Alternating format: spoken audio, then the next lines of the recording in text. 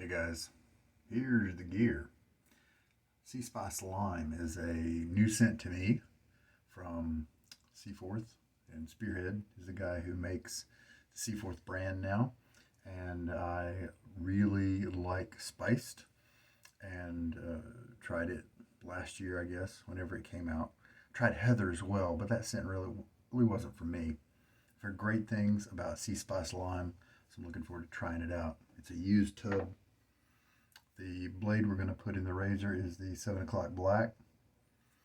It's been used once. It gave me a little bit of an edgy feel that first time, so I'm really curious. Same razor, Haircut and Shave Company, Z074 titanium. I'm looking forward to it to see if maybe that edginess will disappear after the first use. It really happens a good bit of the time with new blades. And the Declaration Grooming B13 BotiBrush handle. And looking forward to more uses with the B13 knot. Get that back in the water. It is a chilly night, and I'm looking forward to, it's a little bit of a chill. So I'll be bringing in a little bit of the hot water to bring it up to kind of room temperature, 68 degrees, that kind of thing, instead of the 55 degrees or whatever it would be otherwise. All right, so let's get the blade in the razor. Had a vacation here recently, and we were in a motel, and I didn't really feel like trying to record my shaves, and so it was just me in the mirror. And sometimes that's good to have a little break. Now, when you have some people like to use these washers, and it does add a little complexity when you are above a sink and you're trying to put your blade in the razor. You have to keep that little sucker from sliding down. And so what I do is, I like this razor, and so when I use it, I don't bother using the washer, but then when I put it away, I'll put the washer back on it. Big old bulky handle, but since it's titanium, it doesn't feel that bulky. I'm still examining and testing the head. I think I like it, and I think I would be happy with this razor if it was like the only one I had. The only thing it that might cause it to lose a little bit of ground is I don't know that it offers too much different than a lot of the razors already have. That's the only kind of question that's up in the air. But it's very interesting to use, enjoyable to use, and we're just going to keep putting some blades in it and just seeing how it goes. Get my face a little wet. Now I really like the soap base here that Seaforth has.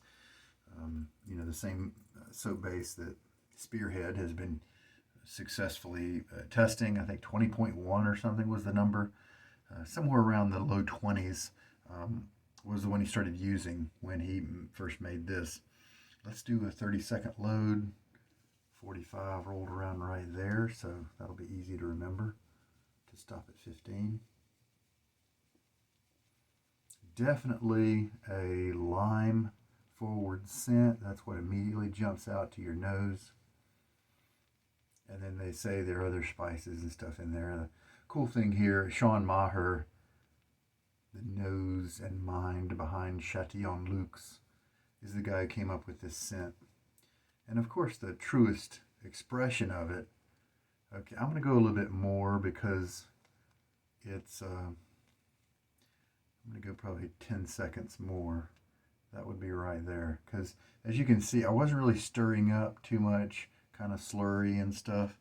So let's just try that amount of loading right there and see what will happen. I don't know if I needed more water or if that's just the way this soap kind of works. So Shawn is just an amazing creator of scents with his Chatillon Lux brand, and He's done so many collaborations with different soap vendors, and like I was saying, the truest version of the scent is something that's in liquid form, like maybe an aftershave splash, or probably the cologne, the EDT or the EDP is going to be the, where the artist, the scent artist, is really able to communicate accurately the scent he was putting together. And so the soap is a more difficult medium to get the whole scent across. And all that's to say that if it's just not an amazing scent, it's probably just because it's the soap, and some of the nuances were just kind of hidden from my nose since I don't have the other products. Oh yeah, there's some spices in there. Nice.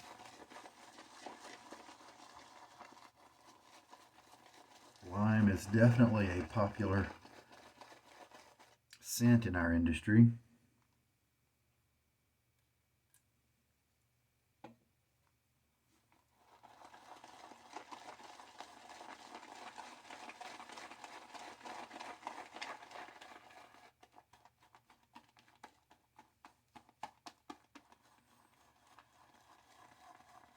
It definitely lends itself to mixing with spices and plenty of other ingredients, in addition to a bunch of soaps out there that are just lime focused. Bright, zesty citrus is enjoyable by lots of people.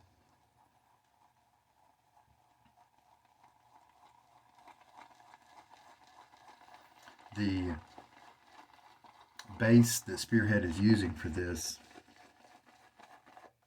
I really enjoy it because it's got the kind of slickness that to me doesn't get in the way. I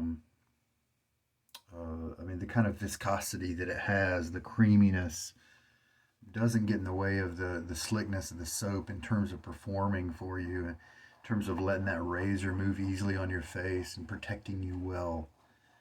And it does protect it does guard your skin in terms of moisturization and helping with those things, but it doesn't do it at the cost of performance, and that is what I care about.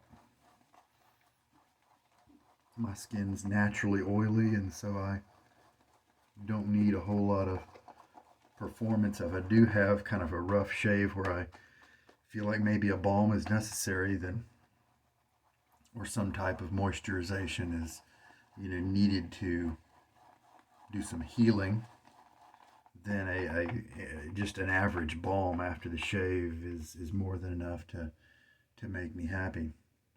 Now, let's take a look here at this. We don't have a ton of soap right here. I bet that might be. I don't know if I need to push that more with more water or not. So I'm really glad at least for now, I'm glad I did those extra 10 seconds to do a 40 second load instead of stopping at 30.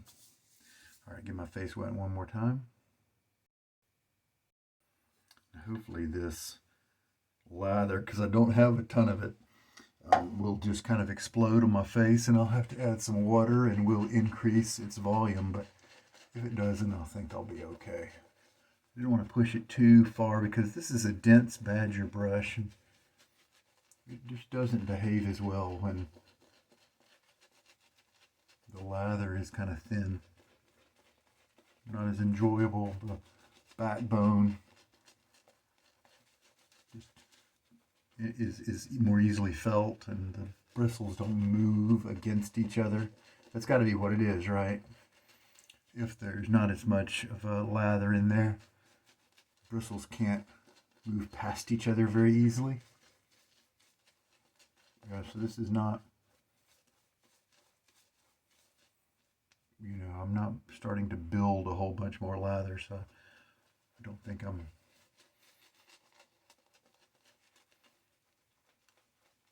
going to be able to increase my lather volume here. But as you can see, we've got plenty to do the job. So what kind of scent are we getting now? Obviously the lime is there. And now that the lime is probably burned off a little bit, maybe my nose has gotten used to it. Some of the more earthy notes, and it's not a great thing is it's not a clove or an allspice, anise type of spice that's with it, because I don't really enjoy those.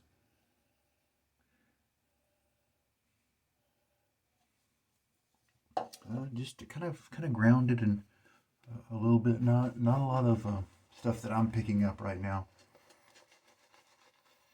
Definitely some spices just to give it a little bit of a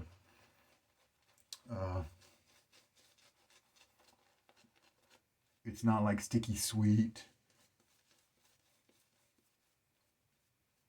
It's almost earthy, not in a dirty way, in kind of a clean way. All right, very good. How much water did I add to get that initial lather? Not a whole lot. We're looking at about maybe 17 milliliters. All right, Haircut and Shave Company, titanium, Z074. Give it a shot. With the second use on the black, the Gillette 7 o'clock black. We'll see if that first use used up, smoothed it out a little bit.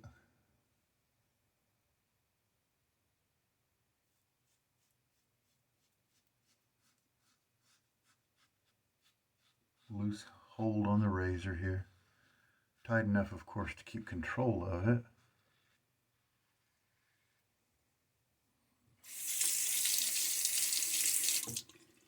But loose enough to just kind of gently go over the skin, not through it or into it.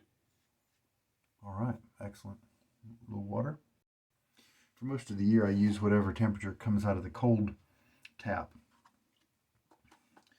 But in the winter, I have to bring in the warm because the water gets so cold that it can actually desensitize my face, and so I don't actually feel the razor or the brush. Oh yeah, that burst of lime. Oh, but he really did add some neat, small little hints to kind of make it a mature lime.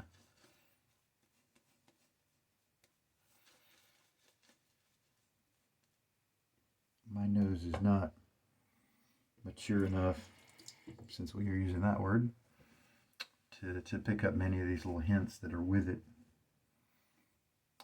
I just know that I've tried some lime since. Castle Forbes lime is renowned in certain areas of the internet. I tried it. I was really underwhelmed by the performance of the Castle Forbes cream. And to be honest, I didn't really care for the lime too much either. But it seemed like a very monosyllabic lime note, where this one's not. Cross grain now. Also getting better slickness from the lather at this point.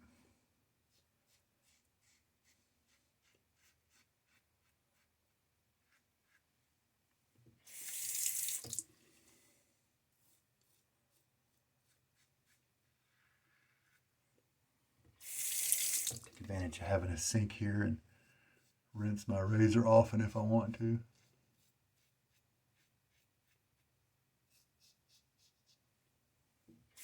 Just a little bit of chatter here.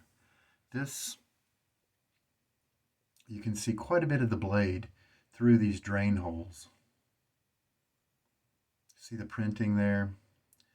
But in between each of the holes is a small section where it does actually clamp down on the blade very close to the edge. And that's what has made this razor be something that I've been enjoying. If it weren't for those little spots, I bet I would be hearing a lot more chatter, and I just wouldn't have that control, that smooth feel, the smoother feel of the blade as as it moves across my skin. Yeah, that lime, nice. I wonder, that would be interesting since it's very limey. Would it cause me to get used to it pretty quickly and then get tired of it? Like I used fine accoutrements Italian citrus for maybe 6 days in a row. I really enjoyed it the first like 3 days. Enjoyed it pretty well day 4 and 5, but then I don't know, maybe day 6, whenever it was, all of a sudden I don't want to wear it anymore, you know. And it's a clone, a dupe of Acqua di Parma Colonia, and yeah, so I found out that that particular one, I wouldn't wear it for like a month straight, or you know, some guys pick something and they wear it for quite a long time, or maybe even they use up the bottle and then they switch. You know, well, that wouldn't be the one that I would enjoy if I had a choice. All right, well, turns out we're having plenty of lather to go. That was a second pass. Now I've still got plenty to do the next and last third pass. Some water now. Yeah, I think I smelled. There is, it's like some green notes in there, almost like an old cologne, like not a cologne, an old aftershave, like an old green one, like the what was it, Skin Bracer or something like that. But then all that's riding under this really cool lime note, and it really goes together well. And if that's actually what's going on, if it's not just my imagination, then wouldn't that is the kind of thing, the kind of genius that Shawn has to take a couple of really well-known notes and just make something really creative out of them, something entirely new, that kind of thing. He's just good. Plenty of lather. I could go back and dip in and get some more if I wanted to, but I don't need any more than that. Ah, there we go. We're finally getting some lukewarm water. Yeah, this blade smoothed out and settled down. And this is a very good match for this razor now. A little too edgy at first, you know, like kind of like a feather, where you need to, sometimes it's nice to smooth it out. And that's what's caused some guys to cork their blades. Have a cork handy with your shave gear, and when you first unwrap a blade from the envelope, you run it across the cork, I don't know, once.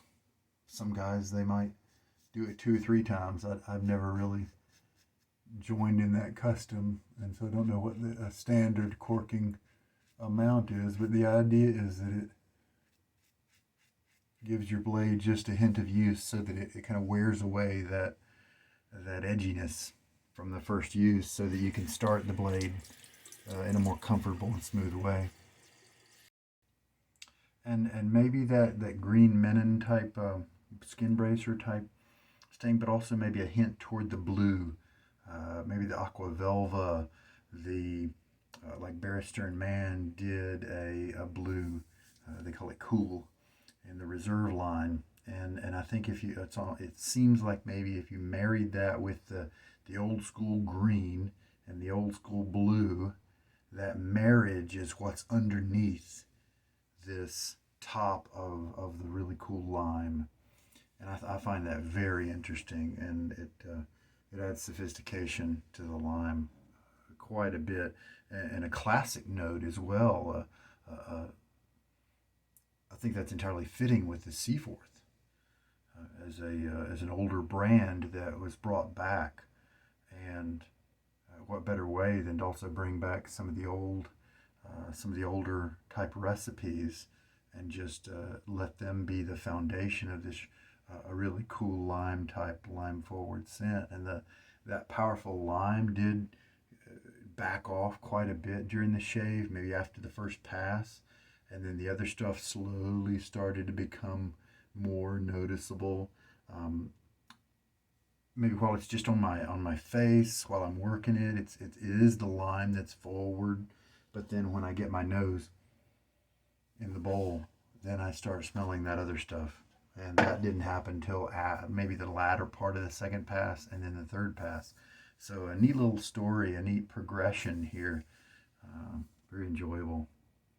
So I didn't add any more water to it. So that was a 40-second load with 17 milliliters of water. And it could have been a little bit more lather, but really it's almost a perfect amount. I could definitely get one more pass.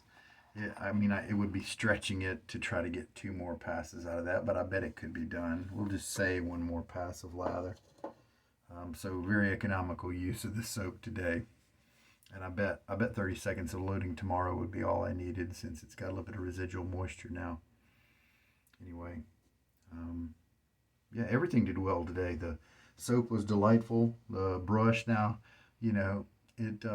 the brush did have some of that backbone that I was telling you about, because of the nature of today's lather, but it was all right.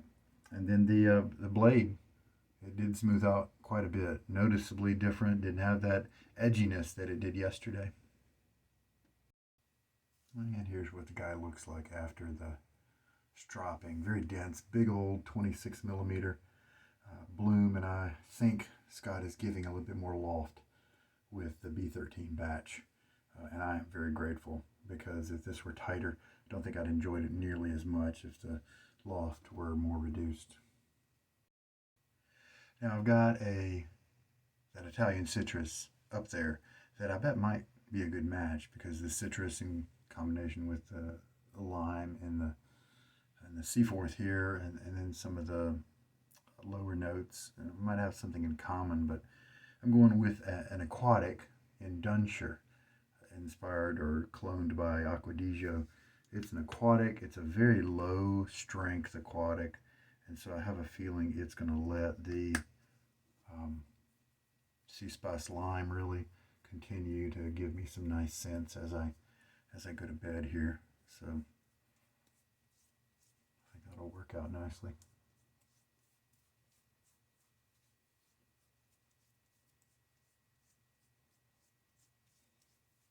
I'm glad I repeated the blade, because it really was very different. Not edgy at all. Everything under control. Comfortable to use. It was just one of those things where the second shave on it's better than the first. Smoother, more comfortable, just as efficient. And there we go. It's shaved. Great to be back with you guys. I hope there was something in this one that's going to help you guys out. I know that this particular razor doesn't have a whole lot of videos out there, so maybe that's why you're visiting. I'm glad we were able to get some good stuff out there, because I think it's a nice razor. It's pricey. I kind of got it in exchange for a prize that I won earlier this year, and so I don't believe I would pay the full retail price on this one. If I found a good deal on it on the secondary market, then I might ask myself, if it'd be worth it or not. But it's American made. That's pretty cool. I like the craftsmanship quite a bit. Very nice.